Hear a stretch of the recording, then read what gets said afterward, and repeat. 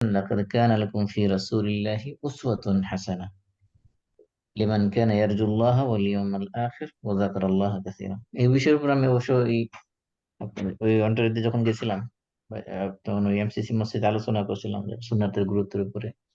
আচ্ছা আচ্ছা। যেটা বলতেছিলাম যে প্রথম কথা হলো আল্লাহ রাসূল সাল্লাল্লাহু আলাইহি সাল্লাম বলছেন কাসসুশ শাওয়ারিব ওয়া আফুল লুহা, তোমরা মোজ খাটো করো, মোজ খাটো করো, আর দাড়ি কি করো, দাড়ি তোমরা লম্বা করো, দাড়িকে ছেড়ে দাও। এখন ছেড়ে দিতে বলেছেন, এখন আমরা কি করতেছি, এটাকে ধরে রাখতেছি। মানে হুম। আমরা ছেড়ে দিচ্ছি না, আমরা আমাদের মতো করে এটাকে একটা নির্দিষ্ট সার্টেন লিমিটের পরে আর বাড়তে দিচ্ছি না। আল্লাহ রসুল বলছে তোমরা ছেড়ে দাও সে দাড়িকে।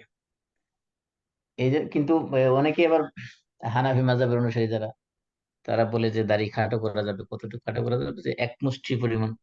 এই যে একবারে থুতনি নিচে হাত দিয়ে মুঠ করে ধরলে এক মুষ্টির বাইরে যেটা হয়, এর এর এক মুষ্টির বাইরে যদি লম্বা হয় সেটা কেটে ফেলা যাবে।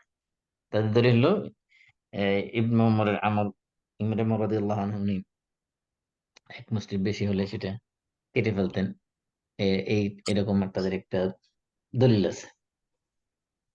আরেকটা হাদিসে আছে যে আল্লাহ রাসূল সাল্লাল্লাহু আলাইহি ওয়াসাল্লাম কানা ইয়াখুযু লিহিয়াতাহু মিন তুলিহি ওয়া ইরদিহি।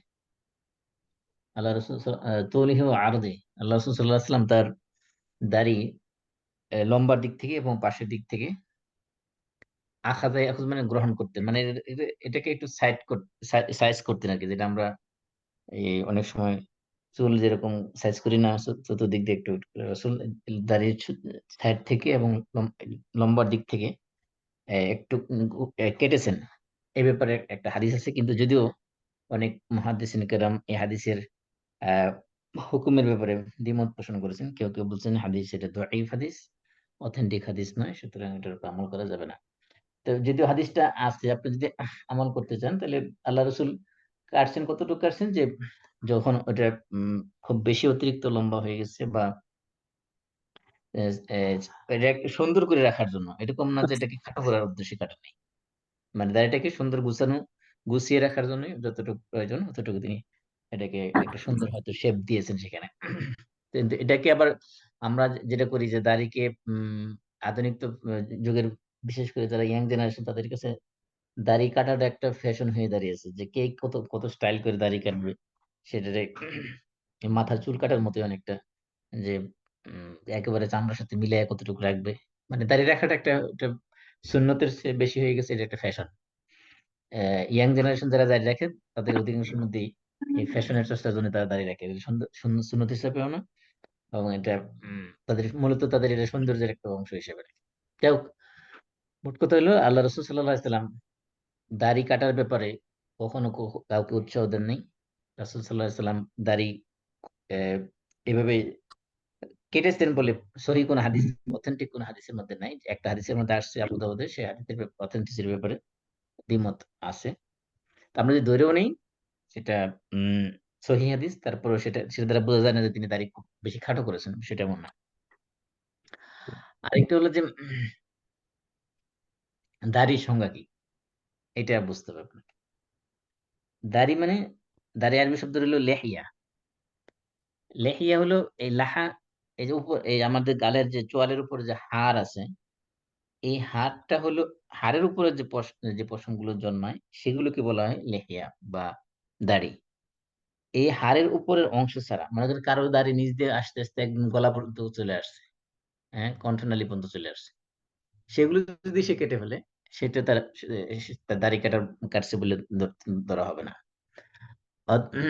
এই জন্য আপনার এই চোয়ালের উপরের মাড়ির উপরের যে অংশটুকু, অথবা কারো দাড়ি মনে করেন যে উপর দিয়ে আস্তে আস্তে একদম চোখ পর্যন্ত চলে আসলো, ওগুলো যদি সে কেটে ফেলে দেখতে বিশ্রী দেখার কারণে, বা চেহারা লেগে গেছে পুরা পশম দিয়ে, এরকম যদি অস্বাভাবিক হয়, সেই ক্ষেত্রে সে সেগুলো কাটতে পারবে।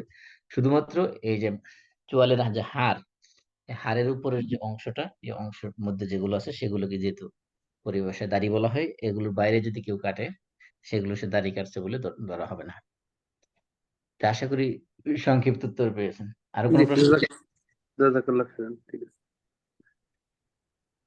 সেম প্রশ্ন যেহেতু প্রাসঙ্গিক প্রসঙ্গক্রমে চলে আসছে, যে সেম প্রশ্ন হলো আপনার ব্রু প্লাগ করার ব্যাপারে। আল্লাহ রাসূল সাল্লাল্লাহু আলাইহি ওয়াসাল্লাম লানত করেছেন।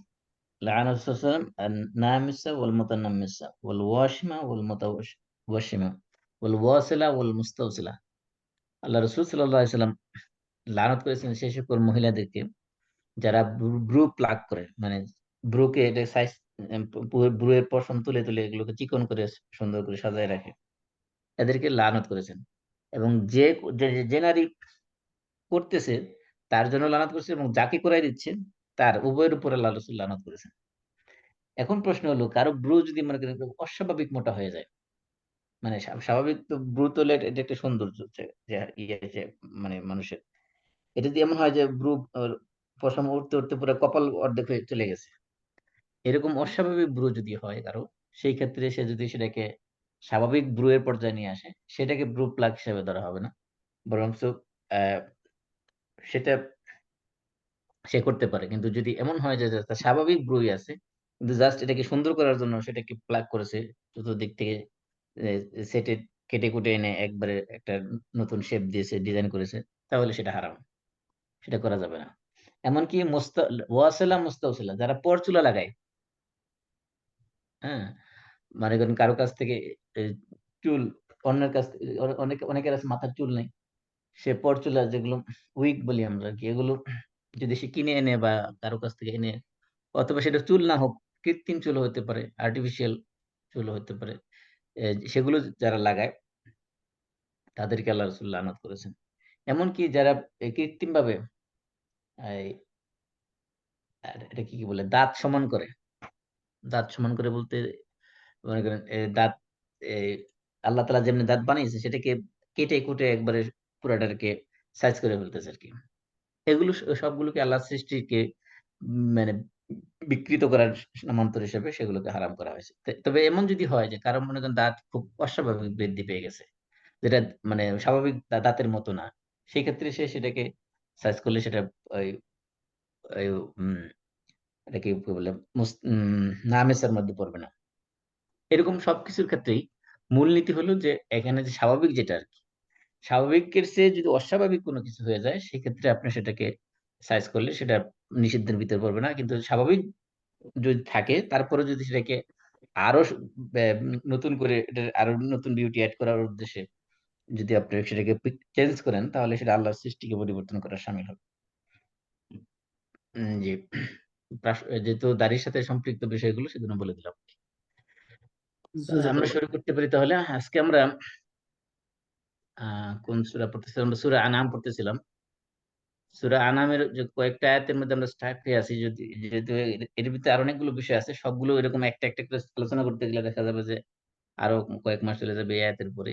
আমি চিন্তা করছি যে ওই আয়াতগুলো যেহেতু আপনাদের সবার কাছে মোটামুটি ক্লিয়ার বিষয়গুলো, ওদিকে আর দীর্ঘ আলোচনা করতেছি না। আমি আজকে একটা নতুন আয়াতের দিকে জাপ দিচ্ছি আমরা। সেটা হলো সূরা আনআমেরই যে আয়াতগুলো আমরা পড়ছি তার একটু আগে, সূরা আনআমের ১৪৫ নম্বর আয়াত। আমি আপনাদের স্ক্রিন শেয়ার দিয়ে দিচ্ছি, তাহলে দেখতে পারবেন সবাই। স্ক্রিন শেয়ার, সূরাতুল আনআম দেখা যাচ্ছে? জি, মাসুমে দেখা যাচ্ছে। ওকে। এটা সূরা আনআমেরই ১৪৫ নম্বর আয়াত। আমরা আগের যে আয়াতগুলো পড়ছিলাম তার একটু আগে। এই আয়াতে আল্লাহ রাব্বুল আলামিন মানুষের জন্য যে সকল জিনিস হারাম করা হয়েছে, এই সংক্রান্ত আলোচনা আমরা অলরেডি কিছু আলোচনা সূরা মায়েদার ৩ নম্বর আয়াতে যখন আলোচনা করেছিলাম, সেখানে কিছু আয়াতে আমরা আলোচনা করেছি। তারপর আবার যেহেতু এই সূরার মধ্যে সিমিলার আয়াত আসছে, সেজন্য এই বিষয়গুলো আরেকটু ডিটেইলস আলোচনা করার প্রয়োজন মনে করি। আরেকটা জিনিস হলো যে এই বিষয়ে এই আয়াতের সাথে রিলেটেড কিছু বিষয় আছে। বিশেষ করে সুদের সাথে সম্পৃক্ত বিষয়। যারা এই আয়াতকে দিয়ে দলিল দেন সুদকে হালাল করার পক্ষে। এজন্য এই আয়াতগুলো একটু গুরুত্ব দিয়ে পড়া উচিত। আমি আপনাদের WhatsApp গ্রুপে একটা পিকচার শেয়ার করেছি। সেখানে দেখবেন যে এই সেম আয়াত, মানে সেম বিষয় কোরআনে ৪ জায়গায় আসছে।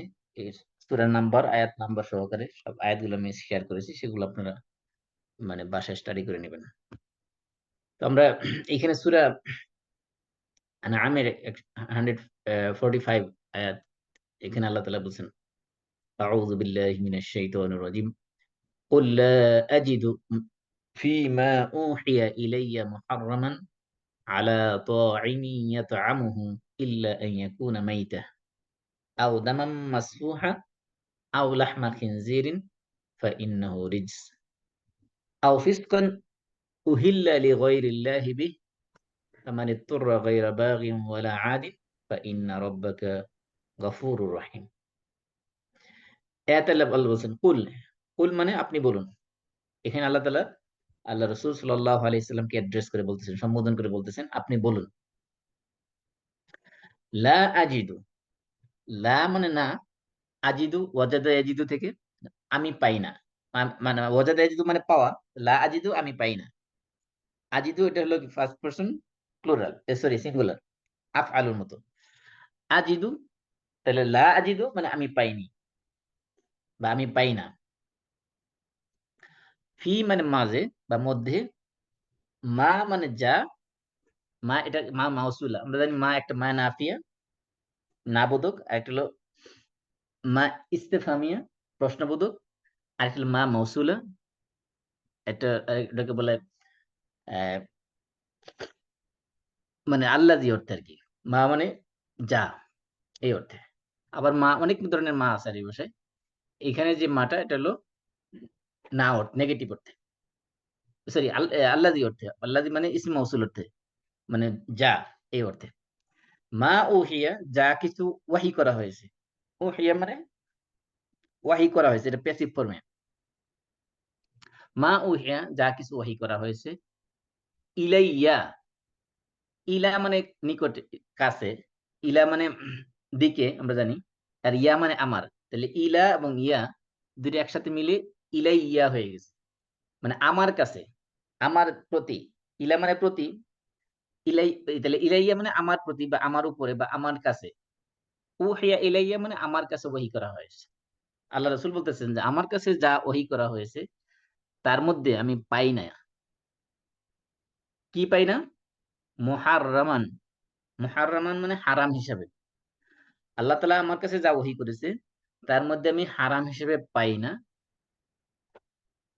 আলা তাইমিন, আলা মানে উপরে, তাইমিন মানে, তাইম মানে যে খাদ্য গ্রহণকারী, তাআম মানে খাদ্য, আর তাইমিনের ইসম ফাইল, তাআমা ইয়াতআমু, এটা থেকে ইসম ফাইল হলো তাইম। যেমন ফাআলা ইয়াফআলু থেকে ইসম ফাইল হলো কি ফাইলুন, তাহলে তাআমা ইয়াতআমু থেকে ইসম ফাইল হলো তাইমুন। তাইম মানে কি, যে তাআম গ্রহণ করে, খাদ্য গ্রহণ করে, অর্থাৎ খাদ্য গ্রহণকারী ব্যক্তি, অর্থাৎ কোন খাদ্য গ্রহণকারী, ইয়াতআমুহু যা সে খায়, তো আমা ইয়াতামু মানে খাওয়া, তাহলে ইয়াতআমু ইয়াফআলুর মতো করে, ইয়াফআলু এটা কোন সিগা, এটা হলো third person singular for mail, তো ইয়াফআলুর মতো ইয়াতআমু, ইয়াতআমু সে খায়, হু মানে এটা রেফার করেছে মায়ের দিকে, আহ, যা সে খায়, অর্থাৎ কোন খাদ্য গ্রহণকারী ব্যক্তি সে যা কিছু খায় তার মধ্যে আমি হারাম হিসেবে পাই নাই, তবে ইল্লা মানে ব্যতীত, এক্সেপ্ট। তাহলে এখানে আল্লাহ রাসূল বলছেন যে আমি, আমার কাছে যা কিছু আল্লাহ তাআলা ওহী করেছেন সেই ওহীর মধ্যে, অর্থাৎ কোরআনের মধ্যে হারাম হিসেবে কোন ব্যক্তি যে খাবার গ্রহণ করে তার জন্য হারাম হিসেবে আমি পাই নাই, ইল্লা ব্যতীত, কোনগুলো ব্যতীত, এর পরে একটা লিস্ট দেওয়া হয়েছে যে এই এই জিনিস ব্যতীত আমি অন্য কোন জিনিস হারাম হিসেবে আমার কাছে যা ওহী করা হয়েছে কোরআনের মধ্যে আমি পাই নাই। এখন প্রশ্ন হলো, সরি,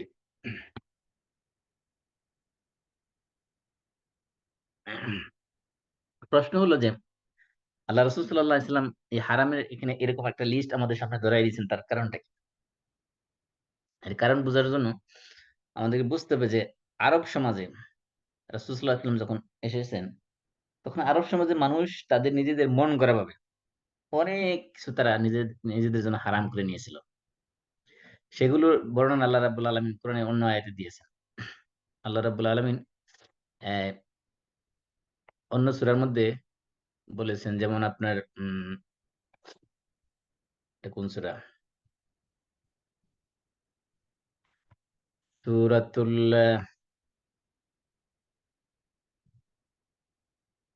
মিনিট সূরা মায়েদা। সূরা মায়েদার মধ্যে আল্লাহ রাব্বুল আলামিন বলতেছেন, সেখানে বলতেছেন, মা জাআলাল্লাহু মিন মিন বাহিরাতিন ওয়ালা সাইবাতিন ওয়ালা ওয়াসিলাতিন ওয়ালা হামিন। যে আল্লাহ তাআলা কি করে নাই?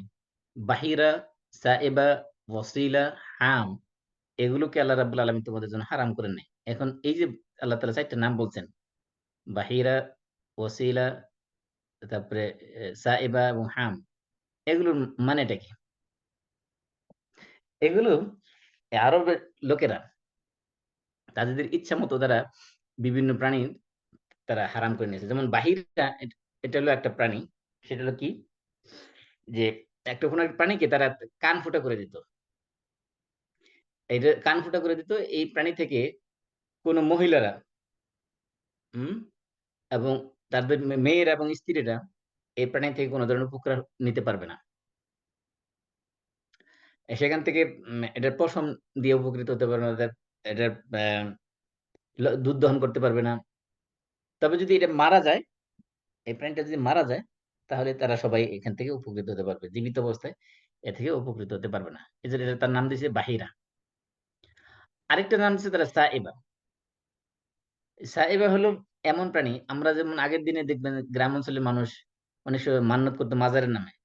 মাজারের নামে মুরগি, মুরগ বা ছাগল বা গরু এগুলো মান্যত করতো। মান্যত করে কি করতো? ওই মাজারে নিয়ে ছেড়ে দিয়ে আসতো। ছেড়ে দিলে তারা মনে করতো এটা আল্লাহর নামে ছেড়ে দিছে। আসলে এটা কি মাজারে যারা কিছু বন্ড আছে যারা মাজার দেখাশোনা করে তারা এটা ধরে নিয়ে জবাই করে খেয়ে ফেলতো, অথবা বিক্রি করে টাকা নিয়ে যেত। তো এই আরব দেশের এই মানুষ তারা কি করতো? সাইবা মানে তাদের মূর্তি, দেবদেবতার নামে কিছু প্রাণীকে তারা ছেড়ে দিত। এগুলো কেউ তারা আহ, কখনো এগুলো থেকে কোনো ধরনের উপকার তারা নিত না। এগুলো তারা খাইতো না। আরেকটা প্রাণী তারা নাম দিছে, নাম দিল ওয়াসিলা। ওয়াসিলা হলো এমন এক বকরি বা বেড়া বা দুম্বা যার ৬টা ৬ বার তার বাচ্চা হয়েছে। সপ্তমবার যখন বাচ্চা হইতো তখন ওটাকে তার কান ফুটা করে দেওয়া হতো এবং তার শিং থাকলে শিং ভেঙে ফেলা হতো। হ্যাঁ, এবং সপ্তমবারে যদি ইয়ে হতো, মানে কি বলে, পুরুষ বাচ্চা হতো অথবা কন্যা বাচ্চা হতো, মেয়ে বাচ্চা হতো, তাহলে ওটাকে তারা আর উম মানে দেবতার নামে রাখতো না। তখন সেটা তারা উপকৃত হতো। আর যদি পুরুষ বাচ্চা হতো তখন তারা সেটা দেবতার নামে ছেড়ে দিত। এরকম আরেকটা হলো হামিম। হামির বলা হয়েছে যে এটা হলো এমন এমন উট বা পুরুষ উট যার যার মাদি উষ্টির সাথে যার ১০ বার মিলনের পরে তাকে তারা নাম ঘোষণা দিত হামিম। কারণ কি? বলতেছে যে এই যে ১০টা বাচ্চা যখন হয়ে যেত তখন এই উটের উপর আর আরোহণ করা যাবে না। এতে কেউ উপকৃত হতে পারবে না। এটা তারা দেবতার নামে ছেড়ে দিত। এই যে তারা বিভিন্ন নামে, কোনটা ওসিলা, কোনটা সাইবা, কোনটা হামিন, হুম? তারপরে বাহিরা, ওসিলা, হামিন, সাইবা, এই যে নামগুলো তারা বানিয়েছে, তারা নিজের মতো করে এগুলো হারাম বানিয়েছে। এগুলো কিন্তু আল্লাহ রাব্বুল আলামিন হারাম করেন নাই। এগুলো তাদের নিজস্ব বানানো হারাম। এইজন্য তারা যেহেতু হালাল হারামকে আল্লাহ, যেটা ছিল আল্লাহ রাব্বুল আলামিনের অ্যাবসোলিউট রাইট, অ্যাবসোলিউট পাওয়ার, অ্যাবসোলিউট এটা কি বলবো, অধিকার। সে আল্লাহ তাআলার পাওয়ারটাকে তারা নিজেরা এক্সারসাইজ করতেছে। আল্লাহর যা ইচ্ছা তা হালাল করেন, যা ইচ্ছা তা তিনি হারাম করতে পারেন। মানুষের কোনো কিছু হালাল বা হারাম করার কোনো ক্ষমতা পৃথিবীতে কোনো মানুষের নাই। আল্লাহ তাআলা কাউকে দেন নাই। নবী রাসূলকে কিছুটা সুযোগ দিয়েছেন, কিন্তু অন্য কোনো মুফতি, কোনো আলেম, কোনো হুজুর ওইরকম কিছু হালাল হারাম করতে পারে না। তারা যেটা করতে পারেন কোরআন হাদিস গবেষণা করে আল্লাহর বাণীটা মানুষের কাছে পৌঁছে দিতে পারেন। এতটুকুই তাদের গবেষণার গণ্ডি।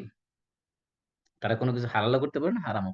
কিন্তু আরবরা, জাহেলী যুগের আরবরা তারা কি করতো? এই যে বাহিরা, ওসিলা, সাইবা, হামিন, এই যে নামগুলো, এগুলো তারা নিজেদের মতো করে বানিয়ে এগুলো তারা হারাম করে নিয়েছে। এই জন্য আল্লাহ রসুল সাল্লাহ আলাইহি সাল্লাম এর মাধ্যমে আল্লাহ রাব্বুল আলামিন আমাদেরকে জানিয়ে দিয়েছেন যে তোমরা যেগুলো হারাম করেছো, আসলে আল্লাহ রাব্বুল আলামিন এগুলো তোমাদের জন্য হারাম করে নেন। আল্লাহ যেগুলো হারাম করেছেন কোরআনের মধ্যে, সেগুলোর মধ্যে হলো এই লিস্ট গুলো, যেগুলো তোমরা এখন শুনতে পাবে।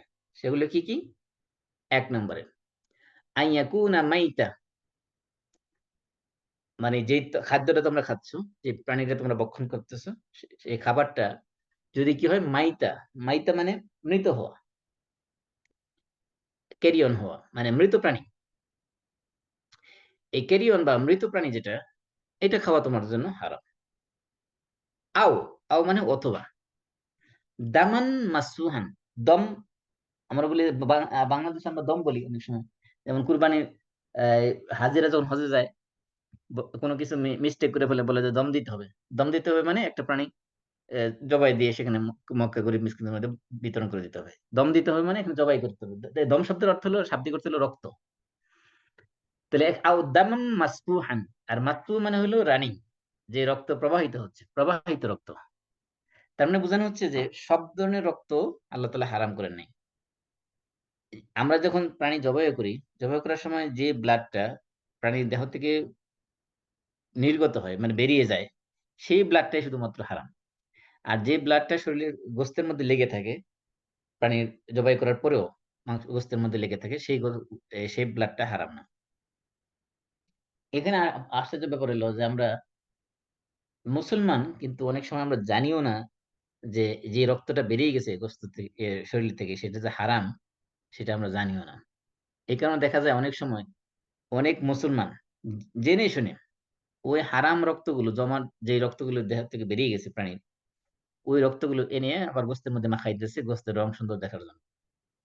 এমনকি যারা এই গ্রোসারির মালিক, অধিকাংশ এই কাজটা করে। তারা এই প্রবাহিত রক্তগুলোকে কিছু কোনো একটা পাত্রের মধ্যে নিয়ে সেগুলো রেখে দেয়।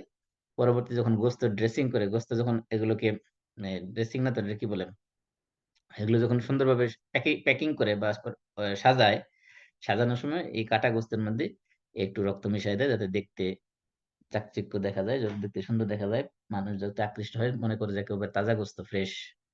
আসলে তো এটা ফ্রেশ না, এটা তো নাপাক জিনিস লাগাই রাখছে গোস্তের মধ্যে। এখন মনে করেন একটা খুব ভালো খাবার, সেটার মধ্যে যদি কেউ ময়লা আবর্জনা সুন্দর করে লাগাই রাখে, খুব খুব দেখতে খুব সুন্দর ময়লাই, কিন্তু দুর্গন্ধযুক্ত, এটার, এটা যদি যেহেতু যদি কোনো কোনো দাম নাই, ঠিক তেমনি ভাবে এরকম হালাল গোস্তের মধ্যে হারাম রক্ত লাগার কারণে ওইটা আসলে ভ্যালুলেস হয়ে গেছে জিনিসটা। এই জন্য আমরা এগুলো অজ্ঞতার কারণে করে থাকি।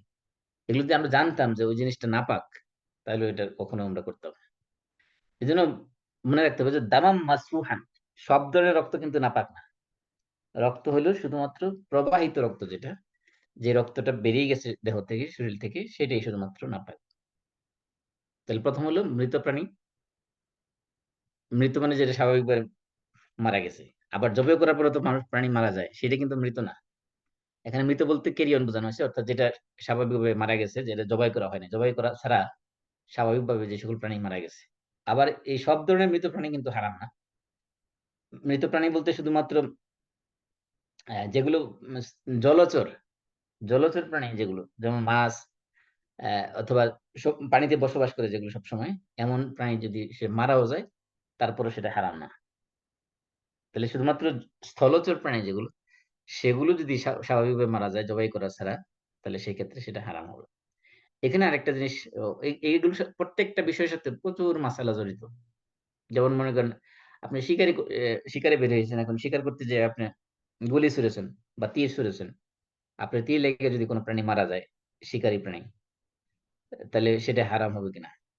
এখন প্রশ্ন হলো যে আপনি যে তীর ছুড়েছেন, তীর যদি বা কোনো কিছু দিয়ে বন্দুকে গুলি ছুড়েছেন, সেটা যদি চামড়া বেদ করে ভিতরে ঢুকে যায়, অর্থাৎ শরীরের কোনো অংশ ছেদ করে এবং সেখান থেকে রক্ত বের হয়, তাহলে সেটা হালাল হবে। যে আপনি যদি সেটা তীর ছোড়ার সময় বিসমিল্লাহ বলে ছাড়েন, তারপরে সেটা যদি শরীরের কোনো জায়গায় ভেদ করে সেখান থেকে রক্ত বের হয়ে যায়, কোনো অংশ কেটে যায় আরকি, তাহলে সেটা হালাল হয়ে যাবে। এমনকি সেটা যদি আপনি মৃত অবস্থায় পান, তাও আপনার জন্য খাওয়া জায়েজ আছে। কিন্তু যদি এমন হয় যে মনে করেন যে আপনি একটা পাথর মারছেন, পাথর ডিল মারছেন, পাথরের লেগে মাথার মধ্যে লেগে প্রাণীটা মারা গেছে। তাহলে সেটা খাওয়া যাবে না। কারণ এটা শরীরে চামড়া কি হয়, এটা শরীরে কোথাও কোনো জায়গায় ইনজুর হয় না, মানে উম এটা কি বলে আমরা, কোনো শরীরে কোনো অংশে কোনো কিছু ঢুকে নাই। এই কারণে সেটা কি হবে না, সেটা খাওয়া যায় যাবে না, সেটা মৃত প্রাণী হিসেবে ধরতে হবে। তার দামা মাসফুফের সাথে এর সাথে সম্পৃক্ত অনেক মাসালা আছে।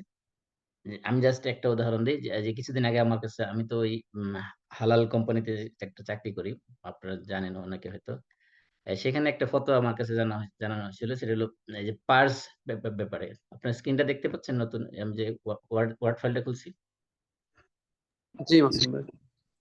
এখানে দেখেন, এই এখানে আমাকে প্রশ্ন করা হয়েছিল যে এই consumption of water parse red fluid in হালাল মিট। অনেক সময় এই যে গোস্ত হালাল পদ্ধতিতেই আপনাকে এটা জবাই করা হয়েছে প্রাণীটাকে, কিন্তু সেখানে এই ক্রিওভ্যাক, এটা হলো যে আপনি যখন প্যাকিং করা হয়, প্যাকিং করার সময় ওটার ভিতর থেকে আপনি অক্সিজেন, প্যাকিং এর ভিতর থেকে একে ভ্যাকুয়াম করে এটা এই ভিতর থেকে হাওয়া সব বের করে প্যাকিং করা হয়, যাতে ভিতরে গোস্তটা কোনো কালার চেঞ্জ না হয়। এটা ফ্রোজেন করে রাখার পরে এটা কি, পরে যখন আবার এটাকে মনে করেন যে একটা এই, আমরা একটা আরে কি বলে বার্গার ফার্ম ভিজিট করতে গেছিলাম, সেখান থেকে বিষয় ইস্যুটা আসছে আর কি। সেখানে দেখা যাচ্ছে যে তারা যখন ওই গোস্তটা গুলো প্রসেস করার জন্য যখন বের করে, তখন দেখা যায় যে সেখানে এক ধরনের লিকুইড পাওয়া যায় গোস্তের মধ্যে, যেটা মানে ফ্রোজেন হওয়ার সময় ভিতরের যে গোস্ত থেকে কিছু পানি বেরিয়ে গেছে। ওগুলো যদি তারা এখন ফেলে দিতে চায়, তাহলে দেখা যাবে যে তাদের সবগুলোর থেকে বিশাল একটা ওজন তাদের কমে যাচ্ছে। সবগুলো যদি ফেলে দেয়, কারণ ওটা তো তারা যখন কিনে আনছে তখন তো ওটা সহায় তারা কিনে আনছে, এখন যদি সবগুলো থেকে ওগুলো ফেলে দেয়, তখন তাদের ওজন কমে যাচ্ছে। এই জন্য প্রশ্ন ছিল যে এই ধরনের লিকুইড যেগুলো থাকে গোস্তের সাথে লাগানো, সেটা খাওয়া হালাল হবে কিনা। এটা একটা জরুরি প্রশ্ন ছিল, সেটার আমি এইখানে ফতোয়া দিয়েছি ডিটেলস লম্বা ব্যাখ্যা সহকারে। আমি সামারি যেটা আপনাদের বলতেছি সেটা হলো যে এই যে আমি এখানে ফতোয়া দেওয়ার আগেই আমি ৩ টা ইস্যু এখানে নিয়ে আসছি, যে is water purse seen in cryovac blood or not. এটা হলো প্রথম আমাদের সমাধান দিতে হবে, এটা ব্লাড কিনা। দ্বিতীয়ত হলো are all kinds of blood prohibited in Islamic jurisprudence or not. সব ধরনের ব্লাডে ইসলামিক শরিয়াতে হারাম কিনা, এটাও জানতে হবে। ৩ নম্বর হলো যে ওয়াটার পার্টস যেটা দেখা গেছে এখানে, এই যে ক্রায়োভ্যাক এর মধ্যে, এটা কি ইসলামিক জুরিসপ্রুডেন্স অনুযায়ী হালাল কি হারাম। এরপরে ফাইনাল সমাধানে আসতে হবে। তাহলে আমরা এখানে ৩ টা ইস্যু নিয়ে আসছি। আমি যেটা বলতে চাচ্ছি যে এই যে দামাম মাসফুহান, এই বিষয়টা জানা আপনার জন্য কতটা জরুরি। আপনি যদি খালি এতটুকু জানেন যে কোরআন মধ্যে আল্লাহ তাআলা বলছে দামান মাসফুহান হারাম, প্রবাহিত রক্ত হারাম। এখন এই গোস্তের ভিতর থেকে রক্ত যদি বেরও হয়, সেটা আপনার জন্য খাওয়া যায় আছে, সেটা আপনার জন্য হারাম না। এমনকি আমরা যেটা করি, আমরা সাধারণত প্রাণী জবাই করার পরে, গোস্ত বাসায় আনার পরে গোস্ত না দিয়ে কখনো রান্না করি না। কিন্তু আরব দেশে আপনি দেখবেন কোন প্রাণী যখন তারা জবাই করে, তখন তারা এই ছোলার সময় এমন ভাবে ছোলে যাতে এটার মধ্যে কোনো গায়ে কোনো পশম বা কোনো ময়লা আবর্জনা না লাগতে পারে। এটা পুরোটা ঝুলাই রেখে হ্যাঙ্গিং অবস্থায় এমন ভাবে খুব যত্নের সাথে ছোলা হয়, যাতে করে কোনো ধরনের ময়লা এটার গায়ের মধ্যে না লাগে, গোস্তের মধ্যে। এরপরে তারা কি করে, পুরা জিনিসটা যেভাবে আছে ওইভাবে এনেই ডাইরেক্ট এটা এই মেরিনেট করে চুলার মধ্যে তুলে দেওয়া হয়। আবার তাদের এর মধ্যে কোনো ধরনের পানি লাগানো হয় না। আর আমরা কি করি, আমরা এটা পানি দিয়ে এমন ভাবে ধুইতে এটা দেখা যায় গোস্তের যে আসল মজাটা, আসল যে স্বাদটা, আসল যে গ্রানটা, ওইটা আমরা আর পাই না। এই জন্য দেখবেন যে আরবদের গোস্তের গ্রান আর আমাদের গোস্তের গ্রান ভিন্ন হয়ে যায়। কারণ হলো তারা এই গোস্তটাকে ধোয় না। আমরা কি করি, ধুইতে এটাকে সাদা বানায় ফেলি। মানে এর ভিতরে পানি, এমনকি অনেক সময় দেখা যায় ফ্রোজেন মিট এটা নরমাল হওয়ার জন্য ০.৫ ঘন্টা পানিতে ভিজিয়ে রাখি। এজন্য দেখা যায় গোস্তের স্বাদটাই নষ্ট হয়ে যায়। এজন্য বলতেছিলাম যে এই প্রত্যেকটা বিষয়ের সাথে অনেক মাসলা মাসাইল, বিশেষ করে কন্টেম্পোরারি অনেক ইস্যু আমাদের এসে যাচ্ছে। যেমন ওই যে গত মাসে আমার মিটিং এর মধ্যে নতুন এক ইস্যু আসছে, যে এখানে অনেক ফার্মের মধ্যে আপনার যে যে সকল খাবার দেওয়া হয়, খাবারের ভিতরে অনেক খাবার আছে যেগুলো রক্ত থেকে তৈরি। যেমন এমন এমন এমন আছে যে শুকরের রক্ত। এখন প্রশ্ন হলো যে হালাল প্রাণী, মনে করেন মুরগি, তো এই টার্কি, এগুলো যদি আপনার ওই ধরনের ব্লাড খায় যেটা আসলে হারাম, শূকরের রক্ত থেকে তৈরি বা শূকরের নাড়িভুড়ি থেকে তৈরি কোনো খাবার যদি খাওয়ানো হয়, সেই ক্ষেত্রে ওটা হালাল হবে কিনা? এরকম অনেক বিষয় আমাদের সামনে আসে। তো যে বলতেছিলাম যে এই বিষয়গুলো আপনাদের সামনে ক্লিয়ার থাকা দরকার। সেজন্য এটা আবারও রিপিট যেহেতু আসছে তারপরে আমি এটা নিয়ে আলোচনা করতেছি। তো এটা মাইতান বলতে সমস্ত মৃত প্রাণী আমাদের জন্য হারাম না। শুধুমাত্র যেগুলো স্থলচর প্রাণী সেগুলোর মধ্যে যে সকল প্রাণী আমাদের জন্য হারাম করা হয়েছে সেগুলো তো হারামই। এমনকি হালাল প্রাণীও যদি এটা স্বাভাবিকভাবে মৃত্যুবরণ করে জবাই করা ছাড়া তাহলেই শুধুমাত্র সেটা হারাম হবে। দামুম মাসফুহান মানে প্রবাহিত রক্ত। আও অথবা লাহমা খিনজির, খিনজিরের গোস্ত। লাহম মানে গোস্ত, আর খিনজির তো খিনজির আমরা জানি শূকর। তাহলে এই যে শূকরের গোস্ত হারাম করা হয়েছে। এখন আল্লাহ তাআলা দেখেন অন্যগুলোর ক্ষেত্রে মৃত প্রাণী কেন হারাম করেছে কারণ বলেন নাই। রব দামাম মাসফুহান কেন হারাম করেছে সেটা বলেন নাই। কিন্তু শূকরের গোস্তের ক্ষেত্রে বলছে ফা ইন্নাহু রিজসুন, ফা ইন্নাহু নিশ্চয় এটা। ফা মানে কারণ বর্ণনা করা হয়েছে। ইন্না মানে নিশ্চয়, হু মানে এটা। অর্থাৎ এই যে শূকরের গোস্তটা। এটা কি রিজসুন, এই যে রিজসুন মানে এটা ফিল্থ। ফিল্থ মানে নাপাক। এটা একটা নাপাক জিনিস। সেজন্য এটাকে হারাম করা হয়েছে। কয় নম্বর গেল?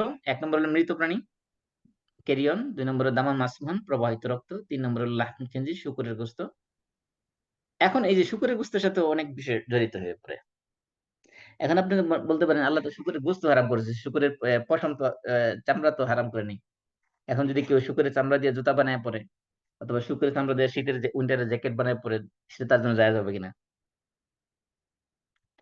অথবা শূকরের চর্বি দিয়ে যদি কেউ মোমবাতি বানায় ইউজ করে অথবা কেউ শূকরের চর্বি দিয়ে ধরেন কোনো কসমেটিক্স কোনো এই লোশন বা ক্রিম বানায় অথবা কোনো লিপস্টিকের মধ্যে ইউজ করে সেগুলো জায়েজ হবে কিনা? তো সবগুলো এক জা এক এক এ এ এক বিষয় যদি একটা লাহমুল খিনজির আল্লাহ তাআলা এক কথা বলে দিয়েছেন। কিন্তু এর ভিতরে এর সাথে অনেক আমাদের প্র্যাকটিক্যাল লাইফ এ অনেক বিষয় এর সাথে জড়িত হয়ে গেছে। ১ম কথা হলো যেহেতু আমি বিষয়টা আসছে বলে নেই যে সেটা হলো যে শূকরের গোস্তকে আল্লাহ তাআলা নাপাক বলেছেন। আমরা জানি যে নাপাক বস্তু যেগুলো আছে দুনিয়াতে এগুলো সাধারণত ২ ধরনের। একটাকে বলে নাপাকের আরবি হলো নাজাসাত। এই যে নাজাসাতের এখানে যদিও রিলেশন বলা হয়েছে কিন্তু ফিকহের পরিভাষায় সাধারণত আমরা নাপাককে বলি নাজাসাত। নাজাসাত সাধারণত ২ ধরনের। একটা হলো নাজাসাত আইনিয়া, আরেকটা হলো নাজাসাত হুকমিয়া। এটা হলো একটা ক্যাটেগরিতে ভাগ করা হয়েছে। নাজাসাতের অনেকগুলো ক্যাটেগরিতে ভাগ করা যায়। একটা ক্যাটেগরি হলো নাজাসাত আইনিয়া এবং নাজাসাত হুকমিয়া। নাজাসাত আইনিয়া কোনটা? নাজাসাত হুকমিয়া কোনটা? নাজাসাত আইনি হলো যে বস্তুর নিজেই নাপাক। মানে জিনিসটাই নাপাক। যেমন মনে করেন যে এই মলমূত্র, তারপরে এই যে শুকরের গোস্ত, কুকুরের লালা বা কুকুরের গোস্ত এগুলো নিজেই নাপাক। এগুলোকে পাক করার কোন সিস্টেম নাই। এগুলো আপনার এই পরিশোধন করার কোন হালাল করার কোন উপায় নাই। তাহলে এটা হলো নাজাসাত আইনিয়া। মানে এটা ইটসেলফ এটা নাজিস মানে নাপাক। আরেকটা হলো নাজাসাত হুকমিয়া। নাজাসাত হুকমিয়া কি? যে বস্তুটা আসলে নাপাক না। এই বস্তুটার ইউজটা হলো নাপাক। যেমন মনে করেন কিছু জিনিস আছে যেটা খাওয়া হারাম কিন্তু এটা ধরা হারাম না। আ অথবা ব্যবহার করা হারাম কিন্তু সেটা টাচ করা ব্যবহার করা নাপাক বা হারাম কিন্তু এটা টাচ করলে হারাম হবে না। যেমন মনে করেন আল্লাহ রাব্বুল আলামিন কোরআনে বলছেন, "ইন্নামাল মুশরিকুনা নাজাস।" নাজাস যে মুশরিকরা হলো নাপাক। ইন্নামাল মুশরিকুনা মুশরিকরা হলো নাপাক। মুশরিকরা নাপাক তার মানে কি? তাদের শরীর নাপাক নাকি তাদের অন্তর নাপাক? তাদের শরীরে টাচ লাগলে কি আমাদের শরীর নাপাক হয়ে যাবে? তাহলে এই যে মুশরিকরা নাপাক, তার মানে এই নাপাকটা তাদের মধ্যে নাজাসাত আইনিয়া না। অর্থাৎ তাদের শরীরেই নাপাক যে বিষয়টা এমন না। বরং তাদের ভিতরটা, অন্তরটা ঈমান যেহেতু নাই, সেজন্য ভিতরে তাদের নাপাক। এমন না যে কারণ কোন অমুসলিমদের গায়ে হাত লাগলে বা অথবা মনে করেন আপনি অজু করে মসজিদে গেছেন, রাস্তায় কোন অমুসলিম সাথে আপনার দেখা হয়েছে, তার সাথে মুসাফা করছেন। তার মানে এরকম হইছে যে আপনার একটা নাপাক শরীরের সাথে টাচ লাগার কারণে আপনার অজু ছিটে গেছে বিষয়টা এমন? বা শরীর নাপাক হয়ে গেছে বিষয়টা এমন? তা না। তার মানে এখানে যে নাপাক, এই নাপাকটা হলো এটা হুকুমগত নাপাক, এটা বস্তুটা নাপাক না। এই এমন ভাবে যেমন এই জন্য নাপাক জিনিসটা ভালো করে বুঝতে হবে, তাহলে অনেক বিষয়ের সমাধান হয়ে যাবে। এই জন্য যেমন মনে করেন সুদের টাকা, ঘুষের টাকা, এগুলো নাপাক। এটা নাপাক মানে কি? এটা কি কনজিউম করা, এই টাকা ব্যবহার করা নাপাক, এটা হারাম। কিন্তু তার মানে এটা নয় যে সুদের টাকা, ঘুষের টাকা আপনার শরীরে টাচ লাগলে কারো শরীর নাপাক হয়ে যাবে, বিষয়টা এমন না। ঠিক এই জন্য লাহমাল খিনজির, যে এটা হলো নাজাসাত আইনিয়া, এটা হুকমিয়া না। নাজাসাত আইনিয়া মানে এই লাহামটা, এই গোস্তটাই হারাম। এটা কোন অবস্থাতে আপনি এটা রিফাইন করার, হালাল হালাল করার মানে এটাকে হালাল করার কোনো পদ্ধতি নেই। যদিও কন্টেম্পোরারি স্কলার যারা, তাদের মধ্যে কেউ কেউ এমন ফতোয়া দিয়েছেন যে এটাকে আমরা বলি আহ, ইস্তেহলাল। ইস্তেহলাল মানে হলো আহ, কোন একটা হারাম জিনিসকে, এটাকে হারামে হালালে পরিণত করা। ইস্তেহলালের মাধ্যমে অনেকে বলেছেন যে হারাম জিনিসকে হালাল করা যায়। যেমন মনে করেন আমি আগেও বলেছিলাম আপনাদের সামনে, মনে আছে কিনা জানি না, যেমন আরব দেশে যে পানির সংকট, মরুভূমিতে সেখানে নদী নাই, পানি নাই, মিষ্টি পানি নাই। এই পানির সংকটের কারণে তারা কি করে, তারা দেখা যায় যে এই যে সুয়ারেজের পানিগুলো, এই ব্যবহৃত পানি, এই ইউজড সুয়ারেজের ওয়াটার গুলো, এগুলোকে তারা আবার একত্রে একসাথে জমা করে সেখানে সেগুলোকে আবার রিফাইন করে ওয়াটার গুলো আবার রিসাইকেল করা হচ্ছে, এগুলোকে আবার নতুন করে সাপ্লাই দেওয়া হচ্ছে। তাহলে এই যে মনে করেন এই সুয়ারেজের মধ্যে তো আপনার সমস্ত ধরনের নাপাকি যাচ্ছে, মানুষের প্রস্রাব পায়খানা থেকে শুরু করে কাপড় ধোয়া, পাতিল হাঁড়ি পাতিল ধোয়া, সমস্ত ময়লা আবর্জনা সেখানে যাচ্ছে। এগুলোকে যে আবার যখন রিফাইন করা হচ্ছে, এগুলোকে ফিল্টারিং করা হচ্ছে, এগুলোর কেমিক্যাল দিয়ে এটা রং, স্বাদ, গন্ধ, কালার সবকিছু চেঞ্জ করা হচ্ছে। চেঞ্জ করার পরে এটা আবার আর আসল আকৃতিতে, আসল যে পানির যে স্বাভাবিক যে বৈশিষ্ট্য, সেগুলোর দিকে যখন আবার রিটার্ন করা হচ্ছে, ফিরে যাচ্ছে, তখন তারা বলতেছে সেটা হালাল, সেটা বৈধ, সেটা এখন আর হারাম নাই। এই জন্য এই লাহমুল খিনজিরকে এরকম ইস্তেহালাল করার কোনো সুযোগ নেই, যেহেতু এটা নাজাসাত আইনিয়া। তবে যদি কেউ এমন হয় যে কোন মনে করেন যে আহ, এটাকে শুকরের চর্বি, এটা ইটসেলফ এটা হারাম, এটা কারো এই ব্যাপারে কারো কোনো সন্দেহ নেই। কিন্তু যদি এমন হয় যে এটাকে উম, মানে আপনার কারখানার মধ্যে এটাকে প্রসেস করতে করতে করতে করতে এমন একটা পর্যায়ে নিয়ে আসা হয়েছে যে এখানে শুকরের চর্বির কোনো অস্তিত্ব আর এখানে নাই। মানে এখানে এই চর্বির মধ্যে যে তার চর্বির যে আসল বৈশিষ্ট্য, সেই বৈশিষ্ট্যের কোনো এখানে অবশিষ্ট নাই। সেই ক্ষেত্রে সেটাকে আর শুকরের চর্বি হিসেবে ধরা হবে না, সেই ক্ষেত্রে সেটাও হালাল হতে পারে। কিন্তু বিষয়টা হলো যে এগুলো সন্দেহযুক্ত মাসবুক, তখন সেটা মাসবুক আকার পরিণত হয়ে যাবে। এই সন্দেহযুক্ত জিনিস অ্যাভয়েড করা হলো উত্তম। এজন্য সবসময় আমরা যে চেষ্টা করি যে কোনো ধরনের সন্দেহযুক্ত জিনিস, আল্লাহ রাসূল বলছেন যে দা মা ইয়ারিবুক ইলা মা লা ইয়ারিবুক, যে জিনিস তোমার সন্দেহ তৈরি করে সেই জিনিস ছেড়ে দিয়ে এমন কাজ করো, এমন জিনিস ধরো যেটার মধ্যে সন্দেহ নাই। এজন্য আপনার যদি কেউ কেউ যদিও বলছেন যে ইস্তেহলালের মাধ্যমে এটা হালাল হতে পারে, কিন্তু আমরা যেহেতু সন্দেহ আছে, সন্দেহযুক্ত জিনিস সবসময় অ্যাভয়েড করবো। এই জন্য শুকরের চামড়া দিয়ে জুতা, শুকরের চামড়া দিয়ে জ্যাকেট, এগুলো বা শুকরের চামড়া দিয়ে কোনো পায়ের মোজা বা হাতের মোজা বানালে সেগুলো পরা হালাল হবে না। মানে সেগুলো পরে যদি কেউ নামাজ পড়ে, তার নামাজে হবে না, এবং সেগুলো পরাও জায়েজ হবে না। কারণ কি, আল্লাহ তাআলা নিজে বলেছেন ফাইন্নাহু রিজসুন মানে হলো নাপাক। তারপরে বলা হচ্ছে 4 নম্বর, আও ফিসকান উহিল্লা লিগাইরিল্লাহি বিহি। ফিস্ক মানে হলো, ফিস্ক শব্দের শাব্দিকগুলো আমরা ফাসেক হয়ে গেছে বলি না, ফাসেক শব্দ হলো ফিস্ক থেকে আছে। ফিস্ক মানে হলো এখানে গুনাহ। ফিস্ক শব্দের এক অর্থ হলো, এখানে নেওয়া হয়েছে উম অপবিত্র। হুম, ফিস্ক শব্দের শাব্দিক অর্থ যদিও আমরা বলি পাপাচার বা গুনাহ, কিন্তু এখানে ফিস্ক শব্দের অর্থ নেওয়া হয়েছে এটা অপবিত্র, এই অর্থে নেওয়া হয়েছে। এই যে ফিস্ক বলা হয়েছে কারণ কি, বলা হচ্ছে যে কোন কোন ধরনের কোন জিনিসটাকে ফিস্ক বলা হয়েছে, এই অথবা এটা গুনার কাজ বলা হয়েছে। ফিসকের আরেক অর্থ নেওয়া হয়েছে গুনার কাজ। সেটা কোনটা? উহিল্লা লিগাইরিল্লাহি বিহি। উহিল্লা মানে জবাই করা হয়েছে। কার জন্য? লি মানে জন্য, গায়রুল্লাহ মানে আল্লাহ ছাড়া অন্য কারো। লিগাইরিল্লাহি বিহি মানে অন্য কারোর জন্য, অন্য কোন সত্তার জন্য, আল্লাহ ছাড়া অন্য কোন দেবদেবীর নামে, কোন মূর্তির নামে, অন্য কারো নামে যদি জবাই করা হয়, সেটাকে ফিস্ক বলা হয়েছে। অর্থাৎ এটা হলো এটাকে সিনফুল অফারিং, মানে একটা গুনার কাজ বলা হয়েছে। সিনফুল স্যাক্রিফাইস বা সিনফুল অফারিং বলা হয়েছে, যে আল্লাহর নাম ছাড়া অন্য কারো নামে জবাই করা, এটা একটা বিষয়। যেমন আমি এই গত পরশুদিন একটা ইন্টারভিউ ছিল, তো এক স্লটার হাউসের এক মুসলিম ব্রাদার, আরব আরব দেশেরই, আম, তো ইন্টারভিউ পার্ট হিসেবে তাকে কিছু প্রশ্ন করছে আর কি, হারাম সম্পর্কে। দেখা দেখা যায় সে মুসলিম মুসলিম এবং আরবি তার মাতৃভাষা, আরব দেশের মানুষ, কিন্তু সে হালাল হারামের মৌলিক বিষয়ে সে জানে না। এমনকি আমি তাকে প্রশ্ন করলাম যে যদি কোনো আহলে কিতাব, আহলে কিতাব মানে জুইশ এবং খ্রিস্টান, তারা যদি কোনো প্রাণী জবাই করে সেটা গোশত খাওয়া মুসলমানদের জন্য হালাল কিনা, সে বলতে পারে না। এরকম অনেকগুলো প্রশ্ন করছি, ওদিন সে জবাব দিতে পারেনি। যেটা বলতেছিলাম যে এই যে আল্লাহর নামে ছাড়া জবাই করা, এখানে এই যে এই নাম নিয়ে জবাইয়ের বিষয়ে আমাদের সামনে অনেক ইস্যু চলে আসে।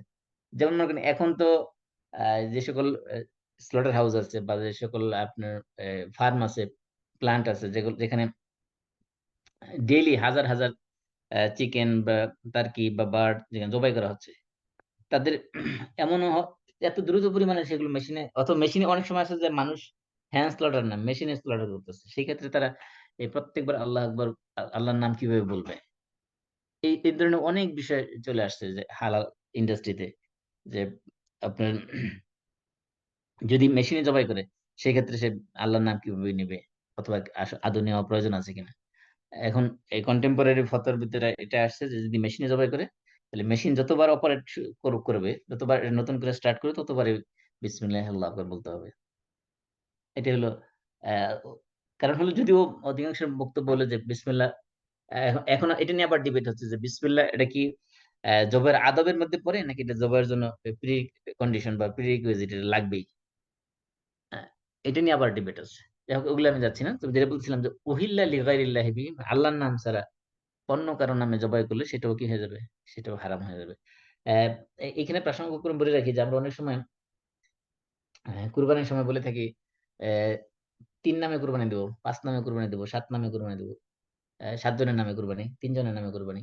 এখানে এই পরিভাষাটা আমাদের আহ ব্যবহার করার সময় সতর্ক হওয়া দরকার। এই নামে বলাটা উচিত নয়। কারণ হলো নাম তো হবে কুরবানি দেওয়ার সময় সবসময় হবে আল্লাহর নামে, এই জন্য কোনো ব্যক্তির নামে না। যে অনেক সময় আমরা বলি যে আমার মৃত বাবার নামে কুরবানিটা দেন, অথবা আমার দাদার নামে দেন, অথবা মায়ের নামে দেন, অথবা আমার নামে দেন।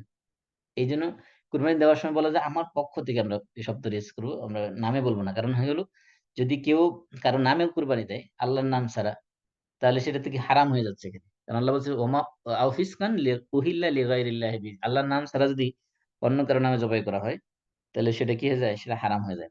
এখন কেউ যদি মনে করেন বিসমিল্লাহ আল্লাহ আকবার বলতে ভুলে গেছে, কিন্তু নিজের নামটা ঠিকই বলছে, তাহলে দেখা যাবে যে সেটা আল্লাহর নাম ছাড়া অন্য কারো নামে জবাই হয়ে গেছে। সেজন্য আমরা আমরা সতর্কতা বশত যে এই কুরবানির সময় আমরা এই অমুকের নামে কুরবানি বা অমুকের না বলে আমরা বলি অমুকের পক্ষ থেকে আল্লাহর নামে, এই শব্দগুলো ব্যবহার করার ক্ষেত্রে আমরা একটু সতর্ক থাকবো ইনশাআল্লাহ। তাহলে আরেকটা হালাল করা হয়েছে কি যে আউফিসকান উহিল্লা লিগাইরিল্লাহি বিহি, যে ফিস্ক বলা হয়েছে সেটাকে, যেটা কি করা হয়েছে আল্লাহ ছাড়া অন্য কারো নামে জবাই করা হয়েছে। এরপরে এই যে এখানে মৃত প্রাণী, প্রবাহিত রক্ত, শুকরের গোস্ত, আর আল্লাহর নাম ছাড়া যে জবাই করা হয়েছে, কয়টা হলো? এই 4টা ক্যাটাগরি। এই 4টা ক্যাটাগরির ভিতরে অনেক কিছু পড়ে। এগুলো এগুলোর বাইরে যা আছে সবই হালাল, তো বোঝা যাচ্ছে। মানে যেহেতু আল্লাহ তাআলা আল্লাহ রাসূল বলছেন যে এছাড়া আমি আর কিছু হালাল হারাম কিছু খুঁজে পাই না। হ্যাঁ, এরপর এছাড়াও আল্লাহ রাসূল সাল্লাল্লাহু আলাইহি ওয়াসাল্লাম হাদিসের মধ্যে কিছু জিনিস হারাম করেছে। এই জন্য এই কিছুদিন আগে ওই যে আহ এনায়েতুল্লাহ আব্বাসী, ওনার সাথে এক আহলে কোরআন, আহলে কোরআন মানে তারা নিজেকে কোরআন কোরআন মানে বলে দাবি করে, হাদিস মানে না। এক এক লোক ডিবেট করতে আসছে, পরে উনি বলতেছে যে আহ আপনি আমার বাসায় আসছেন, আমি আপনাকে মেহমানদারি করবো, তবে আপনাকে কুকুরের গোস্ত দিয়ে আপনাকে আপ্যায়ন করাবো, আপনাকে কুকুরের গোস্ত খাইতে হবে। বলে যে কেন কুকুরের গোস্ত খাবো কেন? বলেন আপনি তো কোরআন মানেন না, আপনি হাদিস মানেন না, কারণ কোরআনের মধ্যে তো কুকুরের গোস্ত হারাম এই কথা বলা হয়নি। এটা তো বলা আছে হাদিসে, আপনি তো হাদিস মানেন না, আপনি তো কোরআন মানেন, সুতরাং আপনি কুকুরের গোস্ত খাইতে হবে। মানে ওটা একটা মজার ডিবেট ছিল। যাই হোক, যেটা আমি বলতেছিলাম যে ফামানিত্তুররা গায়রা বাগিন, এরপর আল্লাহ তাআলা বলতেছেন যে ফামানিত্তুররা, ইত্তরা মানে যে যে কম্পেল হবে আর কি, যে যে বাধ্য হবে। মানে উত্তররা এটা প্যাসিভ ফর্মে, মানে এই যে দেখেন ইংলিশে কি লেখা হয়েছে, ইফ সামওয়ান ইজ কম্পেলড, মানে কেউ যদি বাধ্য হয়, তার আর কোনো অপশন নাই। এই যে আমি ওদিন আপনার টিটু ভাইয়ের বাসায় যে আমার আলোচনা হচ্ছিল, সেদিন এই বিষয়টা উঠে আসছিল যে এক ভাই বলতেছিল যে যে কেউ যদি নেসেসিটির মধ্যে পড়ে, তো সেই ক্ষেত্রে তার জন্য সুদ খাওয়া হালাল হবে কিনা, হালাল মানে সুদ খাওয়া তার জন্য জায়েজ হবে কিনা, এই বিষয় নিয়ে একটা ডিবেট হচ্ছিল সেখানে। যাই হোক, আর এখানে আল্লাহ তাআলা বলতেছিলেন ফামানিত তুররা, ফাম সুতরাং, মান মানে যে ব্যক্তি, মান ইত্তুররা, এই মান ছিল এই যে পরে সব অক্ষরে যেহেতু সাকিন, দুই সাকিন একসাথে পড়া যায় না, তাহলে মানের মধ্যে নুনের মধ্যে সাকিন, আবার উত্তরের মধ্যে দুইটা সাকিন, সাকিন যেহেতু পড়া যাচ্ছে না, এই জন্য ইলতেকাউ সাকিনাইন, দুই সাকিন যখন একত্রে মিলিত হয়, তখন এটা পড়ার সুবিধার্থে আগের সাকিন যুক্ত অক্ষরের মধ্যে কি হয়, হরকত দেওয়া পড়া হয়। এই জন্য ফামান ইত্তুররা হয়ে গেছে, ছিল ফামান ইত্তুররা, এরকম ছিল। তাহলে যেহেতু ফামান ইত্তুররা এরকম পড়া যায় না, আলাদা আলাদা পড়তে হবে। মিলিয়ে পড়ার জন্য কি করা হয়েছে, নুনের মধ্যে সুকুনের জায়গায় জের দেওয়া হয়েছে। তাহলে কি হয়েছে, ফামানিত তুররা। ফামান সুতরাং, ফা মানে সুতরাং, মান মানে যে ব্যক্তি, উত্তরা যে বাধ্য হল, বাধ্য হয়, নিরুপায় হয়, যে ব্যক্তি বাধ্য হয়ে যায়, নিরুপায় হয়ে যায়, তার আর কোনো উপায় নেই হারাম খাওয়া ছাড়া। গায়রা, তবে কি শর্ত আছে, গায়রা বাগিন, গায়রা মানে ব্যতীত, বাগিন মানে তার ডিজায়ার, কামনা করা, তবে সে এই জিনিসটা খাওয়ার তার মনে কোনো আশা নাই, কোনো কামনা নাই। ওয়ালা আদিন, আদিন মানে সীমা লঙ্ঘন করা। এখানে সীমা লঙ্ঘন বলতে কি, সীমা লঙ্ঘন হলো যে আল্লাহ রাব্বুল আলামিন তাকে ওই অবস্থায়, অর্থাৎ যে অবস্থায় সে কম্পেলড, যে তার নেসেসিটির কারণে সে যদি হারাম খাইতে বাধ্য হয়, সেক্ষেত্রে আল্লাহ তাআলা তার জন্য একটা লিমিট দিয়ে দিয়েছেন। লিমিটটা কি, সে অতটুকু পরিমাণে খাইতে পারবে যতটুকু খাইলে তার প্রাণ রক্ষা পাবে, সে জীবন রক্ষা পাবে, মানে সে মারা যাবে না। কিন্তু সে যদি মনে করে যে না, যেহেতু আল্লাহ আমার জন্য এই নেসেসিটির কারণে আমার জন্য আল্লাহ তাআলা হারাম করেছেন, সরি হারামকে হালাল করেছেন, আমি ইচ্ছা মতো এখন খেয়ে নিই, হ্যাঁ, সেটা কিন্তু হবে না। এজন্য আল্লাহ তাআলা কন্ডিশন দিয়ে দিয়েছেন দুইটা, গায়রা বাগিন, এর মধ্যে ডিজায়ার থাকতে পারবে না, ওয়ালা আদিন, এই ক্ষেত্রে ট্রান্সগ্রেস করা যাবে না, অর্থাৎ এক লিমিট ক্রস করা যাবে না, এক্সিড করা যাবে না। এই লিমিটটা কি, লিমিটটা হলো বলে যে লেখছেন exceeding immediate need, immediate need মানে এই মুহূর্তে আপনার যেটা প্রয়োজন, এই প্রয়োজন পূরণ হয়ে যাওয়ার পরে আর লিমিট ক্রস করা যাবে না। মনে করেন যে আপনি ধরেন ফর এক্সাম্পল, আপনার খুব প্রচন্ড পিপাসা, এই মুহূর্তে আপনার সামনে আহ, আশেপাশে মদ ছাড়া কিছু নাই, মদ না খেলে আপনি তৃষ্ণা মারা যাবেন। এই অবস্থায় যদি মনে করেন যে না, মদ খাইলে, এক ডোক মদ খাইলে আমার হয়তো তৃষ্ণা নিবারণ হতে পারে, আমি বেঁচে থাকতে পারবো, ওই এক ডোকই খাওয়া আপনার জন্য যায়। এখন চিন্তা করতে পারেন না, যেহেতু আমি যখন জরুরি অবস্থায় আছি, নেসেসিটির অবস্থায় আছি, আমি পুরো বোতল একবারে খেয়ে ফেলবো, সেটা যায় যাবে না। তাহলে কি বললো, গায়রা বাগিন, এর খাওয়ার, এটার প্রতি তার ডিজায়ার থাকতে পারবে না। দুই নম্বর কি, ওয়ালা আদিন, এবং সেখানে আল্লাহ তাআলা যে লিমিট দিয়েছেন, সেই লিমিট সে ক্রস করতে পারবে না। যদি এই দুইটা কন্ডিশন রেখে, অর্থাৎ সে তার এই হারামের প্রতি তার কোনো ডিজায়ার নাই, ওই হারাম খাওয়ার ক্ষেত্রে সে কোন আল্লাহ তাআলা নির্ধারিত যে লিমিট, সেই লিমিট সে ক্রস করে নাই, তাহলে কি হবে, ফাইন্না রব্বাকা গাফুরুর রহিম। তাহলে ফাইন্না মানে নিশ্চয়ই, ফা মানে সুতরাং, নিশ্চয়ই, ইন্না মানে নিশ্চয়ই, রব্বাকা মানে আপনার রব, গাফুরুন রহিম, গাফুরুর রহিম, গাফুর মানে অত্যন্ত ক্ষমাশীল, রহিম মানে অত্যন্ত দয়ালু। অর্থাৎ বোঝানো হচ্ছে আল্লাহ তাআলা যদি কেউ এই ডিজায়ার না করে এবং লিমিট ক্রস না করে, হারাম মানে কম্পেলড সিচুয়েশনে, অর্থাৎ সে বাধ্য হচ্ছে হারাম খাওয়ার জন্য তার নেসেসিটির কারণে, এমন কাজ যদি কেউ করে বসে, তাহলে আল্লাহ তাআলা কি করবেন, তার সেই গুনাহ, তার সেই অপরাধ আল্লাহ তাআলা মার্জনা করবেন, কারণ আল্লাহ তাআলা কি অত্যন্ত গাফুর, অত্যন্ত ক্ষমাশীল এবং অত্যন্ত দয়ালু। এখানে বিষয়টা হলো, যারা মনে করেন যে একটা বাড়ি সুদে কিনা জায়েজ আছে, তারা কিন্তু সবাই এই আয়াতটা দিয়ে দলিল দিচ্ছেন। এবং এই আয়াতটা কোরআনের, এই যে গায়রা ফামানিত্তুররা গায়রা বাগিন ওয়ালা আদিন, এই বিষয়টা কোরআনের ৪ জায়গায় আসছে, যেটা আমি অলরেডি গ্রুপে শেয়ার করেছি। আপনি যদি খেয়াল করেন দেখবেন, এখানে সূরা বাকারার ১৭৩ নম্বর আয়াত, সূরা মায়েদার ৩ নম্বর আয়াত, সূরা আনআম ১৪৫ নম্বর আয়াত, যেটা আমরা এতক্ষণ পড়েছি, তারপরে সূরা নাহলের ১১৫ নম্বর আয়াত। এই ৪ জায়গায় মূলত এই আয়াতগুলো আসছে। এখন এই 4টা আয়াত আপনি ভালো করে স্টাডি করেন, স্টাডি করে পরে দেখেন যে আপনার তাআলা আল্লাহ আল্লাহ তাআলা এখানে আসলে আসলে কি হালাল করেছে কিনা। এই 4টা আয়াত যদি আপনি পড়েন, সবগুলো দেখবেন আপনি আল্লাহ তাআলা খাবারের ক্ষেত্রে বলেছেন। এই দেখেন সূরা বাকারাতে কি বলছেন? ইন্নামা হারামা আলাইকুমুল মাইতাত ওয়াদ দামা ওয়া লাহমাল খিনজির ওয়া মা উহিল্লা বিহি লিগাইরিল্লাহ। এরপরে বলছে ফামানিত্তুররা গায়রা বাগিন ওয়ালা আদিন ফালা ইসমা আলাইহি। যে ব্যক্তি ডিজায়ার থাকবে না, যে ব্যক্তি সীমা লঙ্ঘন করবে না, ফালা ইসমা আলাইহি, তার জন্য কোনো গুনাহ নাই। অর্থাৎ গুনাহ নাই মানে কি? ওই হারাম খাওয়ার মধ্যে তার জন্য কোনো গুনাহ নাই। এখানে দেখেন, এরপরে মায়েদের মধ্যে যে হরিমাত আলাইকুম মাইতা, মৃত হারাম করা হয়েছে, রক্ত হারাম করা হয়েছে, শুকরের গোশত হারাম করা হয়েছে, আল্লাহ ছাড়া যাকে জবাই করা হয়েছে সেগুলো হারাম করা হয়েছে। ওয়াল মুনখানিকা, যেটা শ্বাসরুদ্ধ করে যে প্রাণী মারা হয়েছে সেটা হারাম করা হয়েছে। ওয়াল মাউকুজা, যেটাকে পিটিয়ে মারা হয়েছে সেটা হারাম করা হয়েছে। ওয়াল মুতারাদ্দিয়া, যে প্রাণী উঁচু জায়গা থেকে পড়ে গিয়ে নিচে পড়ে গিয়ে মারা গেছে সেটা হারাম করা হয়েছে।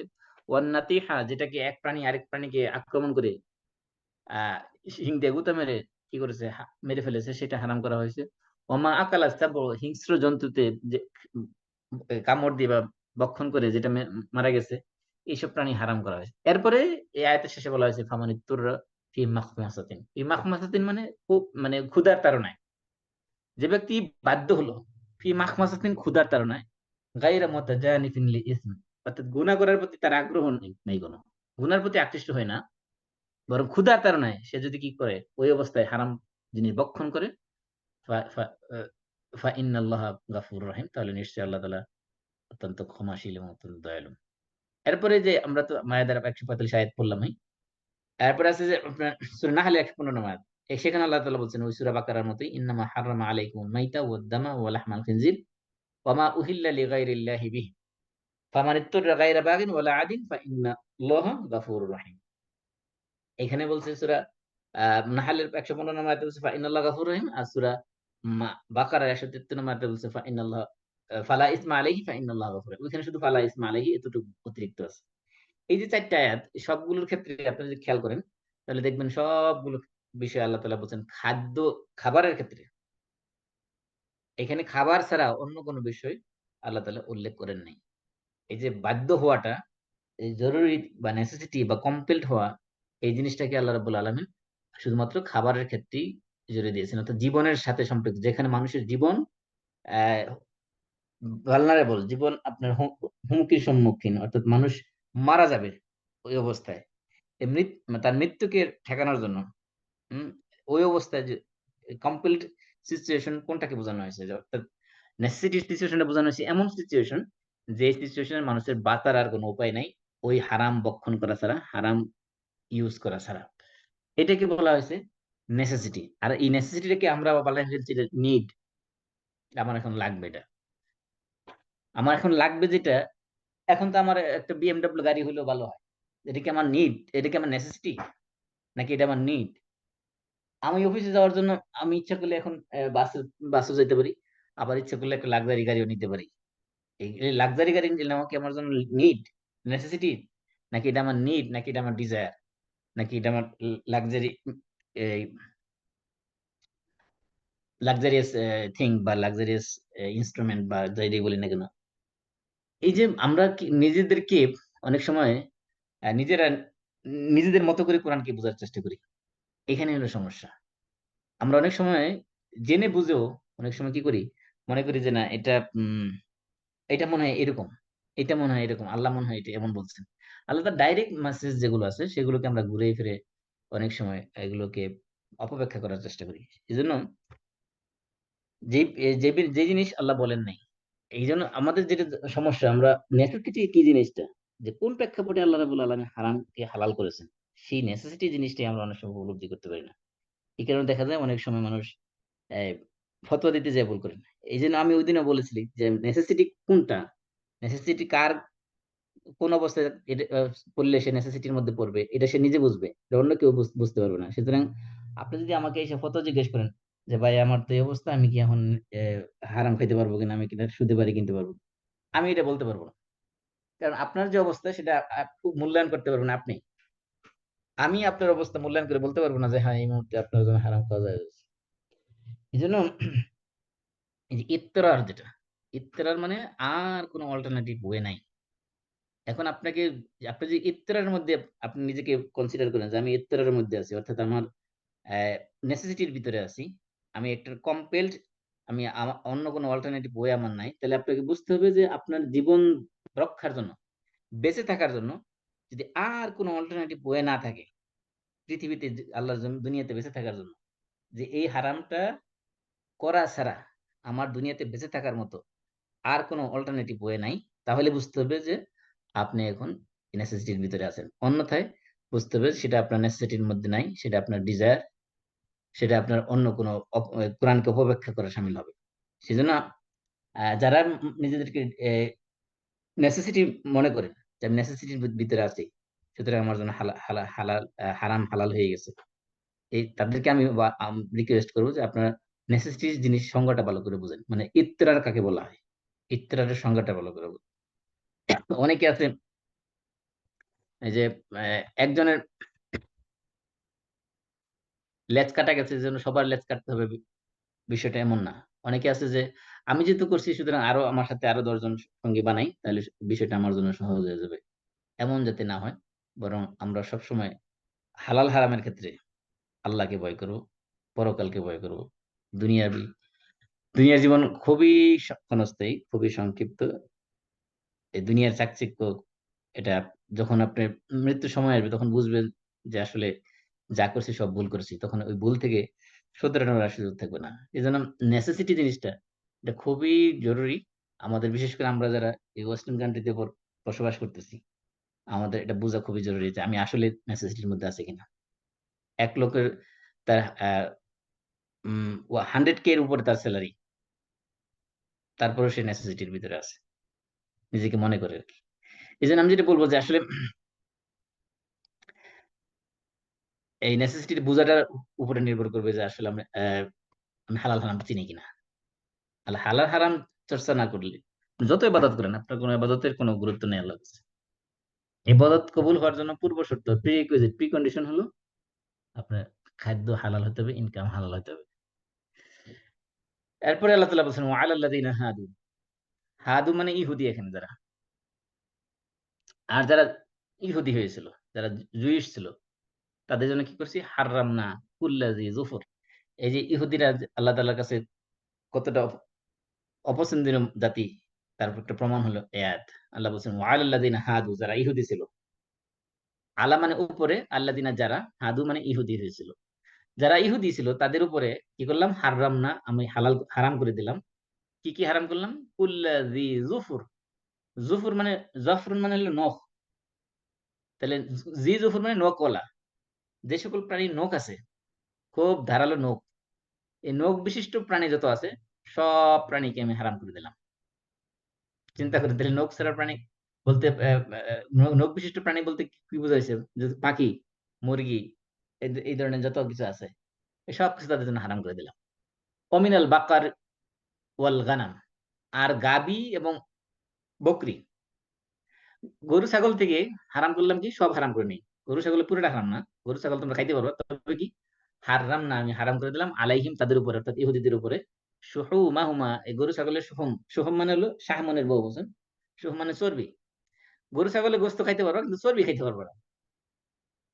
তবে কি এই দেখেন, প্রথম বলছে গরু ছাগল সব হারাম করে নেই, চর্বি হারাম করছি, তারপরে বলতেছে না চর্বি সব চর্বি হারাম করে নেই, একটি স্পেশাল কিছু চর্বি তাদের জন্য কি করা হয়েছে,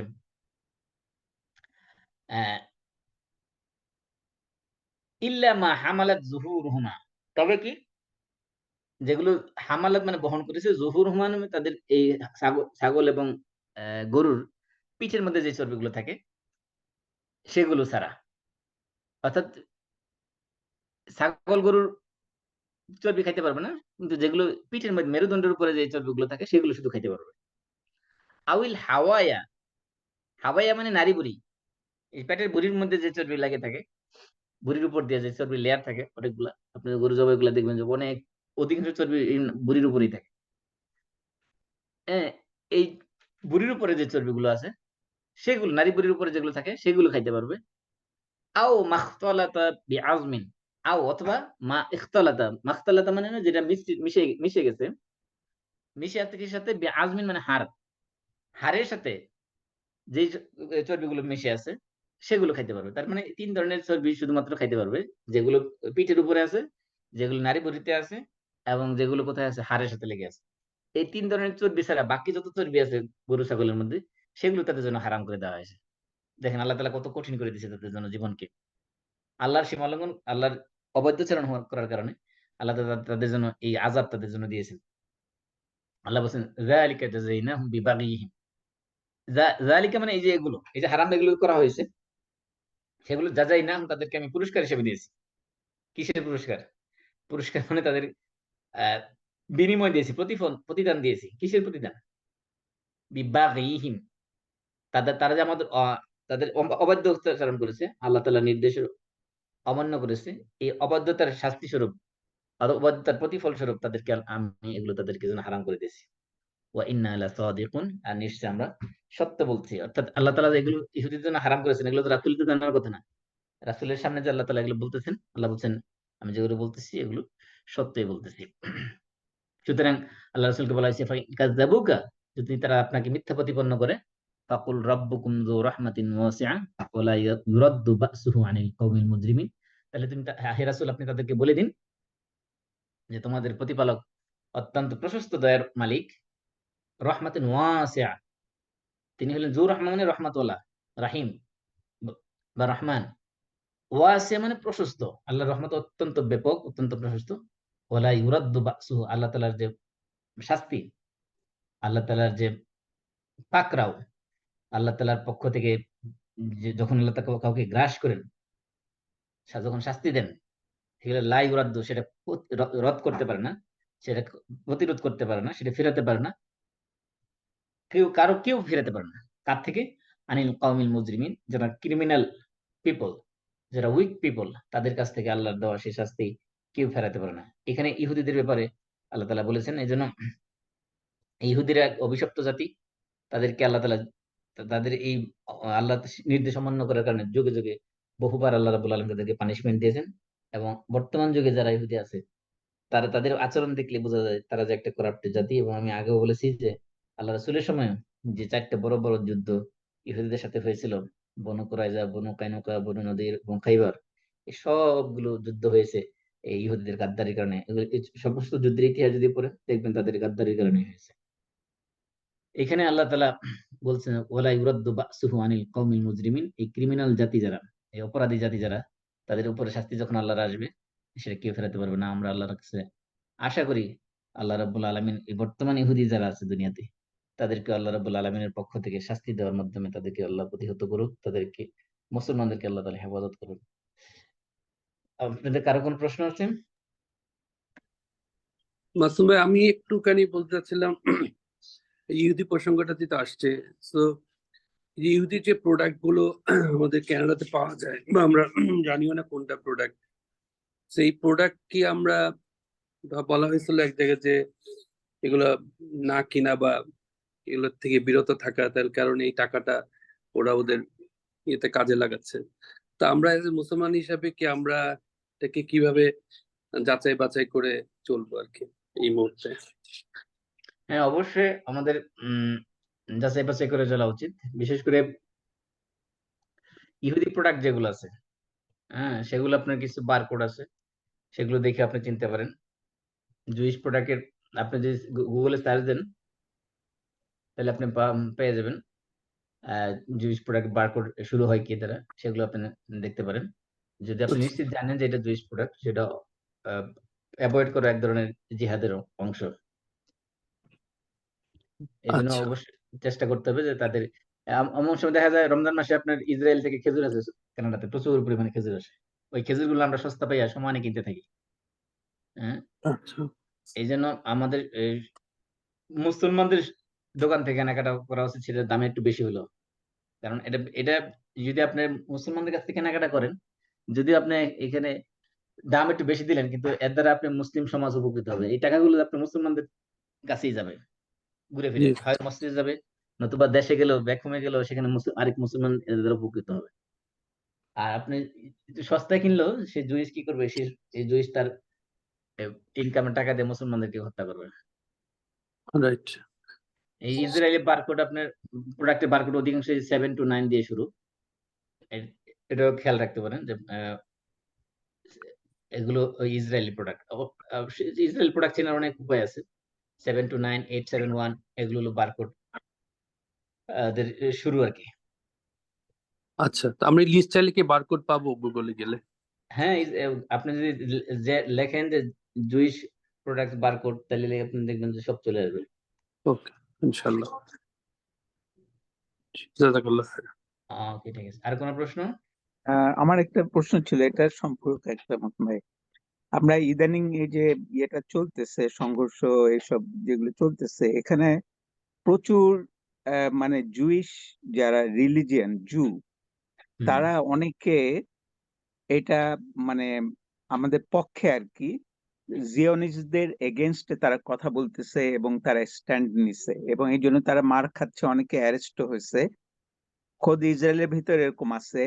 এবং কিছুদিন আগে আমি দেখলাম জর্ডানে একজন জুইশ লোক, সেও একজন অ্যাক্টিভিস্ট, সে এমন ভাবে কথা বললো, আপনি তার নাম আর টাইটেলটা না দেখলে মনে হবে সে আমাদের থেকেও আরো বেশি মুসলমান। তো যাই হোক, এখন এইরকম একটা লোক ধরেন, তার একটা কোম্পানি আছে, এটাতে বারকোড জুইশ আছে, এখন আমি ওটা বয়কট করলাম। তো আলটিমেটলি যে লোকটা আমাদের জন্য সিম্প্যাথেটিক, তার জিনিসটাকে আমি বয়কট করলাম, এটা একটা কনফ্লিক্ট হয়ে যায় না? এটা আমি মানে ভাবতেছি। প্রথম কথা হলো যে তারা মনে করেন যে সে কোন ইহুদি মুসলমানদের হত্যা করতেছে না সারা দুনিয়াতে, সমস্ত ইসরায়েল সহ সমস্ত ইহুদিরাই মনে করেন ভালো আচরণ করতেছে। সেই ক্ষেত্রে আমার করণীয় কি? তাদের প্রোডাক্ট কেনা উচিত?